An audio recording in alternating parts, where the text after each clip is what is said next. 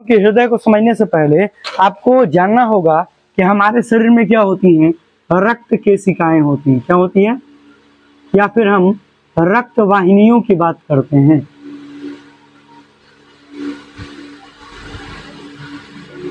जिनको हम क्या कहते हैं, जिनको कहते हैं ब्लड वेसल्स।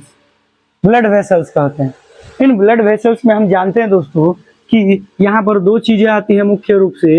एक आता है हमारा धमनी और दूसरा आता है हमारा शिरा, और तीसरा आता है दोस्तों रक्त केशिका। रक्त केशिका, ठीक है, ब्लड कैपिलरी। ध्यान देंगे कि धमनी की अगर हम बात करते हैं तो धमनी के पॉइंट हम पढ़ चुके थे। जैसा कि हम धमनी के वो पॉइंट पढ़ चुके थे कि धमनी जो होती है यह शुद्ध रक्त को क्या करती है, शुद्ध रक्त का प्रवाह करती है। और यहाँ पर अपवाद में हम क्या लिखे हुए थे, तो हम अपवाद में लिखे थे, पहले यहाँ पर रखते हैं शिरा। और शिरा किसका प्रवाह करती है, तो शिरा जो है यह अशुद्ध रक्त का प्रवाह करती है। किसका प्रवाह करती है, अशुद्ध रक्त का प्रवाह करती है। शिरा अशुद्ध रक्त का प्रवाह करती है, ये बात ध्यान रखेंगे। फिर यहाँ पर याद रखना है आपको कि धमनी जो है, धमनी में एक अपवाद है जिसका नाम है फुफ्फुस धमनी। क्या नाम है, फुफ्फुस धमनी, जो क्या करता है, यह अशुद्ध रक्त का प्रवाह करती है। यह किसका प्रवाह करती है, अशुद्ध रक्त का प्रवाह करती है। और शिरा में भी हमारा एक अपवाद है जिसका नाम है फुफ्फुस शिरा। क्या नाम है, फुफ्फुस शिरा। और यह फुफ्फुस शिरा किसका प्रवाह करती है, यह फुफ्फुस शिरा माफ करना, यह शुद्ध रक्त का प्रवाह करती है। किसका प्रवाह करती है, शुद्ध रक्त का प्रवाह करती है। ये आपको याद होना चाहिए। हम लोग जब हम अपना हृदय पढ़ रहे थे तो हम हृदय में आपको बताए कि आपको कौन कौन से पॉइंट आने चाहिए। वो चीज है आपके पास याद होना चाहिए। ये आपका मान लीजिए हृदय है, वो जो हृदय है वही चीज है। ये अपना 4 चेम्बर हो गया। ऊपर वाले को हम क्या कहते हैं, आलिंद। ऊपर वाले को क्या कहते हैं, आलिंद। क्या कहते हैं, आलिंद। और नीचे वाले को क्या कहते हैं, नीलय। ठीक है, ध्यान रखना है। आलिंद में अब ये वाला आलिंद जो हो गया, ये हो गया बायां आलिंद, और ये हो गया आपको दायां आलिंद। माफ करना,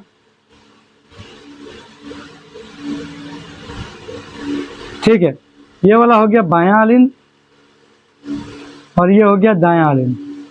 फिर वैसे ही हो गया, ये हो गया बायां नीलय और ये हो गया दायां नीलय। ठीक है, समझेंगे।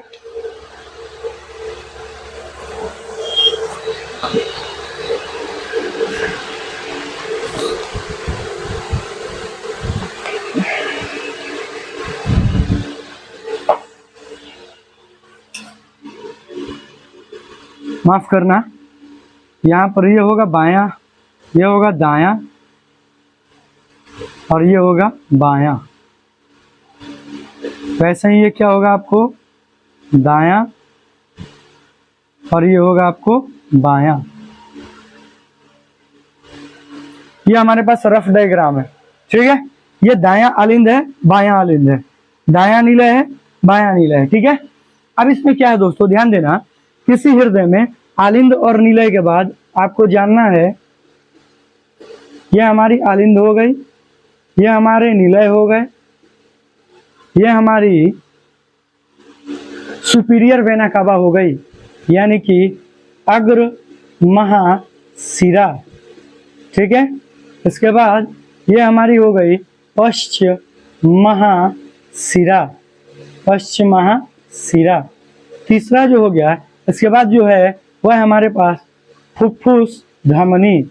क्या है, फुफ्फुस। इसके बाद है हमारे पास फुफ्फुस धमनी। इसके बाद है हमारे पास फुफ्फुस शिरा, फुफ्फुस शिरा ये है। इसके अलावा ध्यान रखेंगे फुफ्फुस शिरा के बाद हमारे पास है बाइकस्पिड वाल्व, जिसको द्विदलीय कपाट कहते हैं। इसके बाद है हमारे पास, इसी को हम कहते हैं मिट्रल। क्या कहते हैं? मिट्रल। तीसरा है हमारे पास त्रिदलीय कपाट, ये हो गया।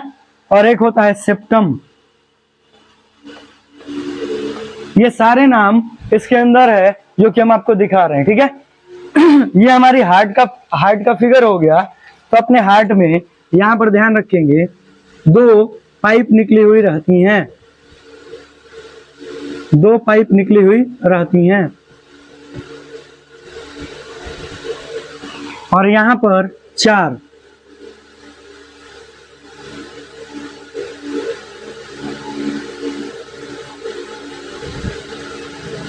ठीक है, ध्यान रखेंगे।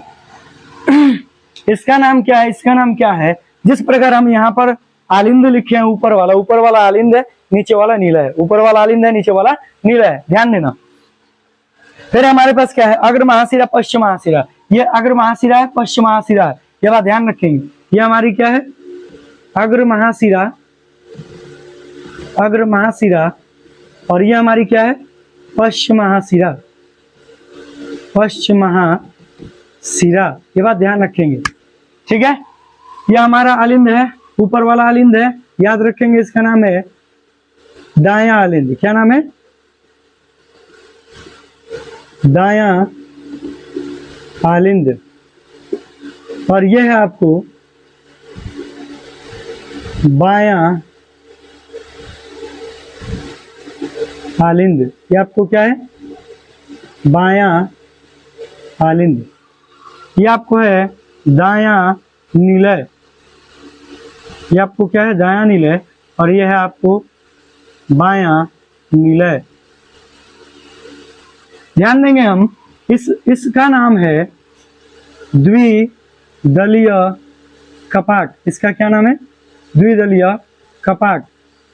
ये सारे जो हैं, ये सारे, इनका नाम है धमनियां, माफ करना, इनका नाम है। अब चलिए ध्यान देंगे।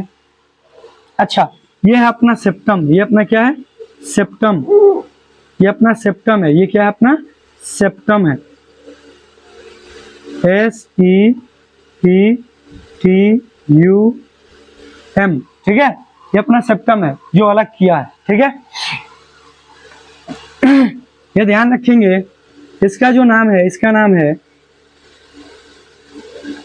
नाम है फुफ्फुस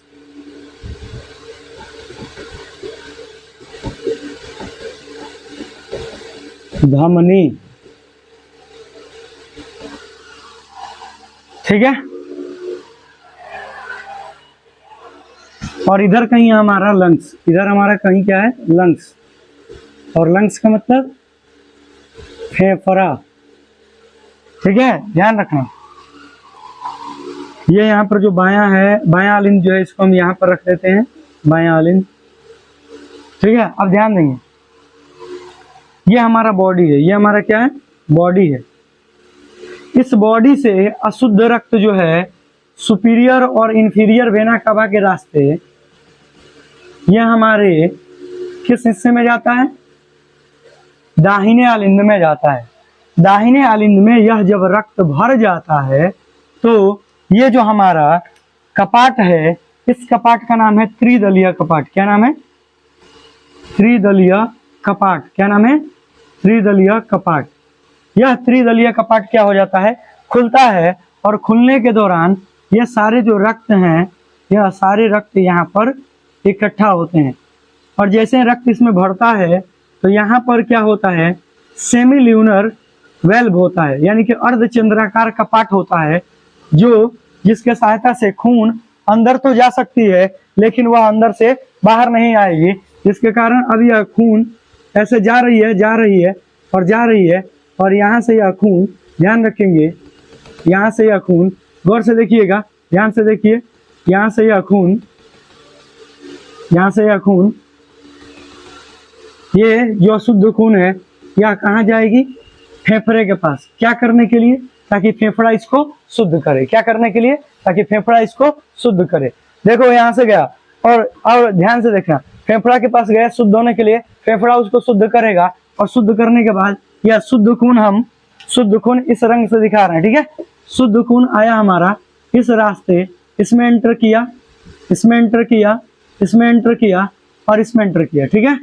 ध्यान रखेंगे, यह खून एंटर किया और यह खून इसमें पहुंचा, यहाँ पर यह खून पहुंचा, यहाँ पर किसमें? तो यह पहुंचा बाएं आलिंद में, ठीक है। और बाएं आलिंद में जैसे ही यह खून पहुंचा, यहाँ पर भरा और भरने के बाद यह द्विदलीय कपाट खुलता है और यह ब्लड हमारा कहाँ जाता है? बाएं नीले में। कहाँ जाता है? बाएं नीले में। बाएं नीले में जैसे ही खून बढ़ता है तो यह अब खून हमारा इस रास्ते से ध्यान से देखें, ध्यान से देखें, इस रास्ते से, यह इस रास्ते से यह हमारा यहाँ पर होता है बॉडी समझ लीजिए,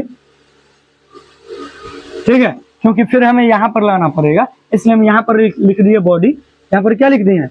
बॉडी। क्या लिखे हैं? बॉडी। ध्यान दीजिए, बॉडी।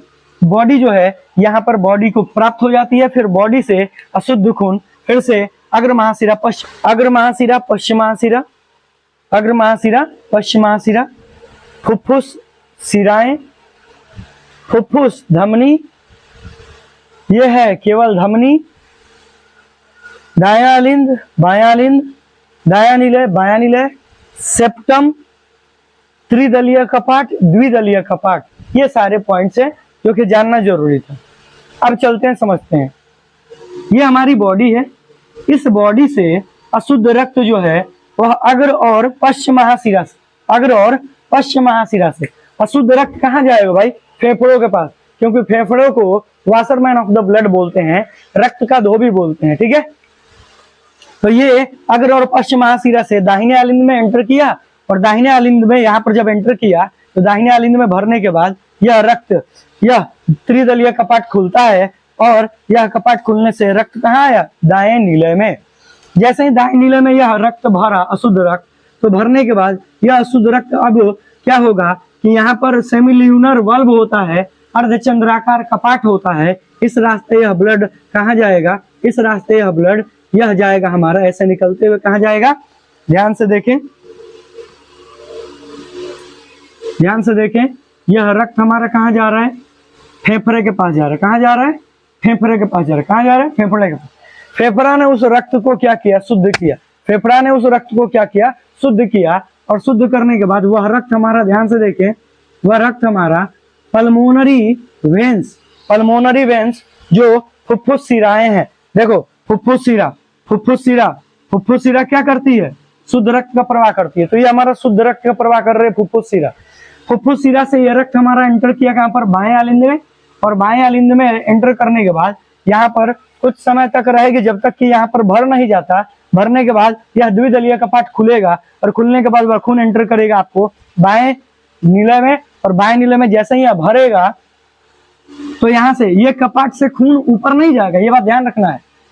यह जो कपाट है, इस कपाट का की बनावट ऐसे है कि ब्लड ऊपर नहीं जाएगा, ठीक है। यहाँ से इस पाइप के रास्ते होते हुए जाएगा और इस पाइप से होते हुए रास्ते हमारा खून जो है, यह खून कहाँ जाएगा? बॉडी में। और बॉडी में आप जानते हैं कि बॉडी के सभी कोशिका के पास जाएगा और बॉडी के सभी कोशिका के पास जाएगा तो आप ये बात अच्छी तरह से जानते हैं कि बॉडी की जो कोशिका होती हैं, उन कोशिकाओं में क्या होता है?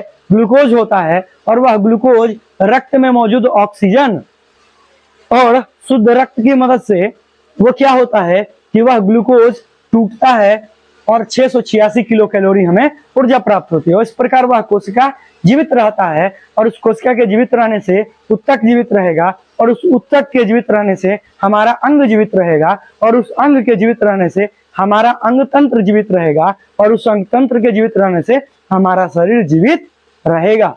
तो टोटल ये प्रोसेस है। चूंकि इस प्रक्रिया में रक्त को हृदय से 2 बार आना पड़ रहा है इसलिए रक्त को द्विगुण परिवहन कहते हैं।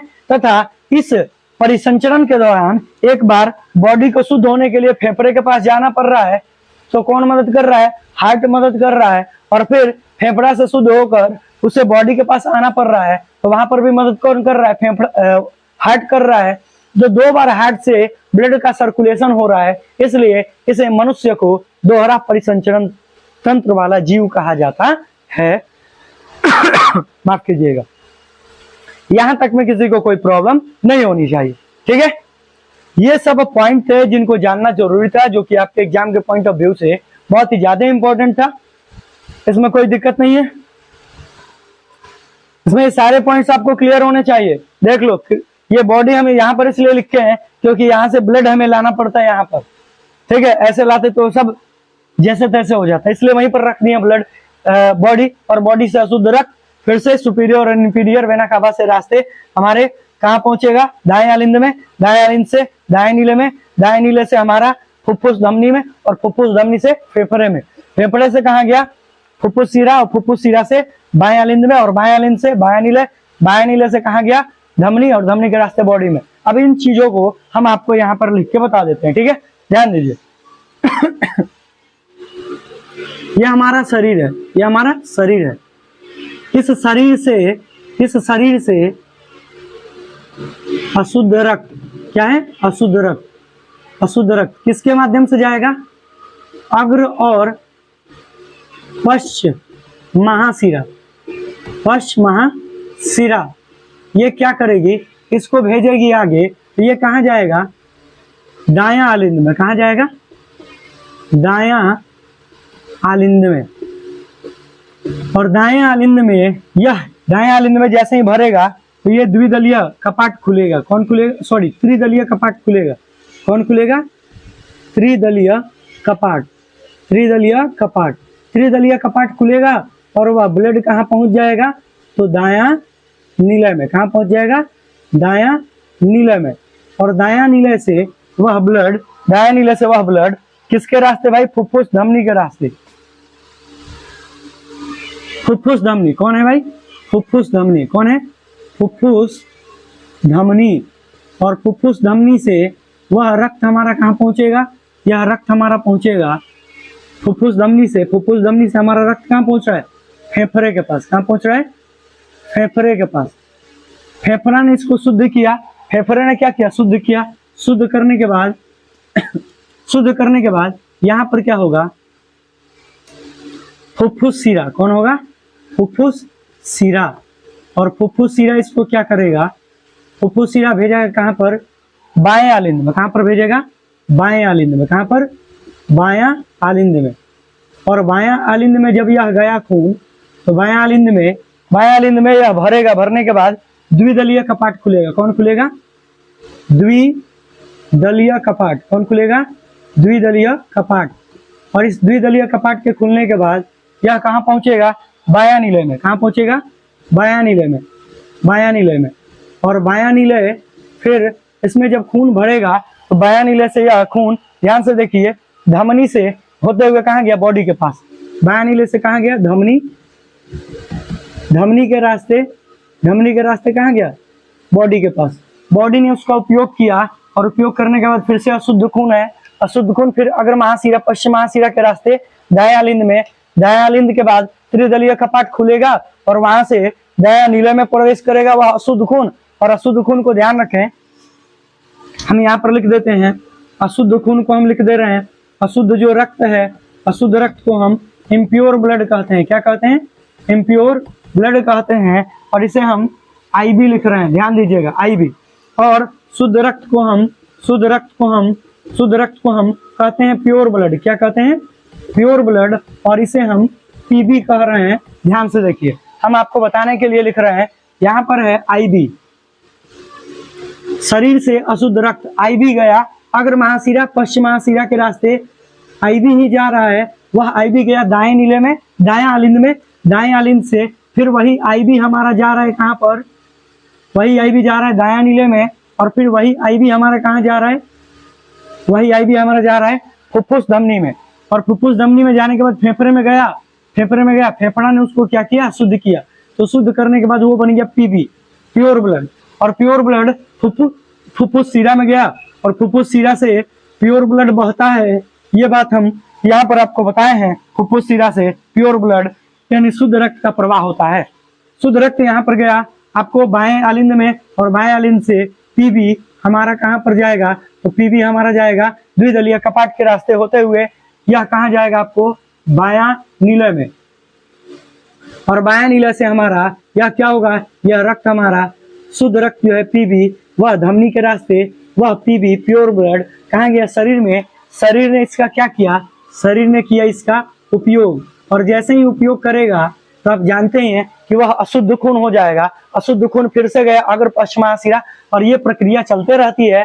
क्योंकि इस प्रक्रिया में आप अगर गौर से देखें तो हमारा जो हार्ट है, ये जो हमारा हार्ट है, हार्ट में आप जानते हैं क्या क्या है, हार्ट में हमारा दायां आलिंद और दायां नीले, बायां आलिंद और बायां आलिंद और बायां नीले, इससे होकर रक्त को 2 बार गुजरना पड़ रहा है ना जी। दायां आलिंद दायां नीले, बायां आलिंद बायां नीले, 2 बार गुजरना पड़ रहा है। एक बार जा रहा है, यहाँ से एंटर किया, यहाँ से, फिर यहाँ से ऐसे गया, ऐसे गया, ऐसे गया, ये गया फेफड़े के पास, फेफड़ा से शुद्ध रक्त ऐसे आया, ऐसे आया, ऐसे आया, ऐसे ऐसे ऐसे, और बॉडी में गया। तो यहाँ पर इस हार्ट में 2 बार ब्लड को आना पड़ा, इसलिए हम रक्त मानव शरीर में दोहरा परिसंचरण तंत्र पाया जाता है, ऐसा कहा जाता है। कहा जाता है, क्यों कहा जाता है, कारण आप समझ लिए। और रक्त का द्विगुण परिवहन कहते हैं। उम्मीद करते हैं आप इसको समझे होंगे, ठीक है। चलिए हम आगे बढ़ते हैं दोस्तों। आगे अगर बढ़े तो यहाँ पर आपको इसमें किसी भी प्रकार का कंफ्यूजन नहीं होना चाहिए। आप ये बात अच्छी तरह से जानते हैं कि हमारा जो शरीर है, प्योर ब्लड का मतलब क्या है भाई, इम्प्योर ब्लड का मतलब ये है कि रक्त में क्या होगा, इस रक्त में होगा CO2। और प्योर ब्लड का क्या मतलब है, इसका मतलब है रक्त में होगा ऑक्सीजन। रक्त में क्या होगा, ऑक्सीजन। और हम जानते हैं कि हमारा शरीर जब श्वसन की क्रिया करता है, तो श्वसन की क्रिया से पिछले चैप्टर में पढ़ लिए हैं कि श्वसन की क्रिया से हमारे शरीर में जो C6H12O6 जो होता है, वह 6O2 के साथ जुड़कर क्या बनाता है, वह बनाता है 6CO2 प्लस 6H2O और प्लस यहाँ पर, हाँ ठीक है, 6O2 और प्लस में यहाँ पर बनाता है 686 किलो कैलोरी ऊर्जा। यह बात पढ़ चुके हैं, तो ध्यान देना भाई। ऊर्जा तो मिल गई, ये श्वसन की क्रिया में ये हमारा ग्लूकोज है, ये हमारा क्या है, ग्लूकोज है। ये हमारा जो ग्लूकोज है, ये हमारा जो ऑक्सीजन है, ग्लूकोज जो है ऑक्सीजन के साथ जुड़ गया, कार्बन डाइऑक्साइड बनाया और फिर हमारा जल बनाया, और 686 किलो कैलोरी ऊर्जा। जैसे ही बॉडी में उपस्थित जो कोशिकाएं होती हैं, वह कोशिकाएं ऑक्सीजन से ग्लूकोज को जैसे ही तोड़ती हैं, तो वह कार्बन डाइऑक्साइड छोड़ती हैं, और कार्बन डाइऑक्साइड छोड़ने के दौरान ध्यान रखेंगे उसे ऊर्जा भी प्राप्त होता है। तो इस प्रकार हमारी कोशिका जीवित है, कोशिका से अंग जीवित है, कोशिका से ऊतक जीवित है, ऊतक से अंग जीवित है, अंग से अंगतंत्र जीवित है, और अंगतंत्र से हमारा बॉडी जीवित है, ठीक है। और बॉडी जीवित है, लेकिन ध्यान रखेंगे उसके साथ साथ हमें CO2 मिला। वह CO2 अशुद्ध रक्त के साथ जुड़ गया, मतलब रक्त के साथ जुड़ा तो वही बना हमारा, क्या बना, अशुद्ध रक्त। यह अशुद्ध रक्त का मतलब क्या है, रक्त प्लस CO2, रक्त प्लस CO2, रक्त प्लस CO2। और ये जो रक्त प्लस CO2 है, यह जो रक्त प्लस CO2 है, यही हमारा कहाँ गया, फुफ्फुस धमनी के रास्ते हमारा कहाँ गया, फेफड़े के पास। फेफड़ा ने उसको शुद्ध किया, और शुद्ध रक्त में हमारा क्या है, तो रक्त प्लस O2, रक्त प्लस O2, ध्यान रखेंगे, ठीक है। और रक्त प्लस O2 हमारा फुफ्फुस शिरा से होते हुए बायां आलिंद में, बायां आलिंद से द्विदलीय कपाट खुलेगा, फिर बायां नीले में जाएगा, और फिर प्योर ब्लड हमारा धमनी से होते हुए प्योर ब्लड हमारे शरीर में जाएगा। शरीर तुरंत उपयोग करेगा, फिर से हमें एनर्जी की प्राप्ति होगी, और इस प्रकार हमारी क्रियाकलाप चलते रहती है। आपको वीडियो कैसा लगा आप हमें कमेंट करके बता सकते हैं। अगर आप इस चैनल पर नए हैं तो प्लीज इस चैनल को सब्सक्राइब कर सकते हैं, दोस्तों के साथ शेयर करना ना भूलें। मेरी एक छोटी सी गुजारिश है, ऐसा नहीं है कि यह केवल 10th क्लास के ही बच्चों के लिए है, यह कंपटीशन के बच्चे भी पढ़ सकते हैं। कंपटीशन में भी ये सारे सवाल पूछे जा सकते हैं कि शुद्ध रक्त किससे बहता है, अशुद्ध रक्त किससे बहता है। आपसे पूछ देगा कि बॉडी से, हमारे बॉडी से अशुद्ध रक्त को ले जाने वाले जो शिराएं हैं, उन शिराओं का क्या नाम है। चाहे ले जाने वाले अंग क्या कहलाते हैं? तो अग्र महाशिरा, पश्चिम महाशिरा है, यही ना ले जा रहे हैं। पूछ देगा फेफड़े से शुद्ध रक्त को बाएं अलिंद में कौन ले जाता है? तो फेफड़े से शुद्ध रक्त को बाएं अलिंद में कौन ले जाता है? फुफ्फुस शिरा। ये आपको ध्यान में रखना है, इंपॉर्टेंट है। पॉइंट जो है वो सारे आपको नोट कर लेना है, ऑब्जेक्टिव के पर्पज से आपको ये बहुत ज्यादा इंपॉर्टेंट है। किताब में बस फिगर बनाया, बस समझाया नहीं है अच्छे से, आप उसको क्या करेंगे, आप उसको अच्छे से समझ लेंगे। ठीक है, उम्मीद करते हैं ये सारे जो मैंने पॉइंट्स आपको बता रखे हैं ये आपको समझ में आ गया होगा। अब आपके पास है रक्तचाप। अब आपके पास क्या है दोस्तों? रक्तचाप। हम इसको मिटा रहे हैं, उम्मीद करते हैं आप इसको लिख लिए होंगे। अब ध्यान देंगे दोस्तों, हमारे शरीर में रक्त जो होती है वह रक्त क्या करती है? प्रेशर बनाने के काम जो हार्ट करता है, तो वह प्रेशर बनाने से रक्त में क्या होती है? एक तेजी आती है। ठीक है, जिसे हम क्या कहते हैं? रक्तचाप कहते हैं। इसको हम ब्लड प्रेशर कहते हैं, ब्लड प्रेशर कहते हैं। अब ब्लड प्रेशर ध्यान रखेंगे, ब्लड प्रेशर जो है एक होगा high blood pressure, high BP, और एक होगा आपको लो बीपी। बॉइलिंग पॉइंट मत समझ लेना, हाई बीपी और लो बीपी क्या होता है ध्यान रखेंगे। एक सामान्य व्यक्ति जो होता है, सामान्य हम कह सकते हैं वयस्क व्यक्ति, स्वस्थ व्यक्ति, उसके शरीर में ये रक्तचाप होनी चाहिए, वह 120/80 mm Hg होनी चाहिए, जिसमें 120 जो है उसको हम कहते हैं सिस्टोलिक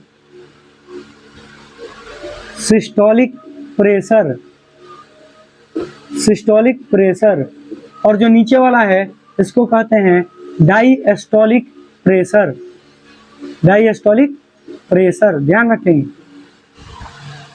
ये एक व्यक्ति है जिसका हाथ है, और इसके हाथ में ध्यान रखेंगे हम यहाँ पर एक यंत्र लगाए हैं जिसकी सहायता से हम क्या करते हैं? बीपी को मापते हैं। हम किसको मापते हैं? बीपी को मापते हैं। यहाँ से पाइप निकला हुआ है, ठीक है, और यहाँ पर एयर रिलीज करने के लिए वाल्व लगा है, एयर रिलीज करने के लिए। और ध्यान देंगे यहाँ से क्या है? यहाँ से 2 पाइप निकलेगी, जो पाइप हमारे कानों से, जो हम कानों में लगाएंगे। ठीक है दोस्तों, तो ध्यान रखेंगे, ध्यान देंगे। अब क्या है कि, और यहाँ पर हमारा क्या होता है? यहाँ पर हमारा यंत्र होता है। इस यंत्र में ध्यान रखेंगे, हम लिख रहे हैं इधर, ये हमारा है 60, 70, 80, 90, 100, 110, 120, 130, 140, 150, ऐसे होगा। किस यंत्र से माप रहे हैं? ये हमारा क्या है? स्टेथोस्कोप या स्फिग्नोमैनोमीटर।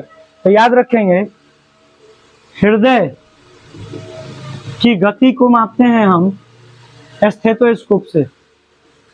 स्टेथोस्कोप मतलब हृदय गति को मापते हैं, हृदय गति को मापते हैं किससे? स्टेथोस्कोप से। और रक्तचाप को मापते हैं किससे? रक्तचाप को मापते हैं, रक्तचाप जो है, यह रक्तचाप मापा जाता है किससे? यह मापते हैं स्फिग्नोमैनोमीटर, स्फिग्मोमैनोमीटर। यह ध्यान रखेंगे, स्फिग्मोमैनोमीटर, यह हमारा स्फिग्मोमैनोमीटर, यह जुड़ा होता है।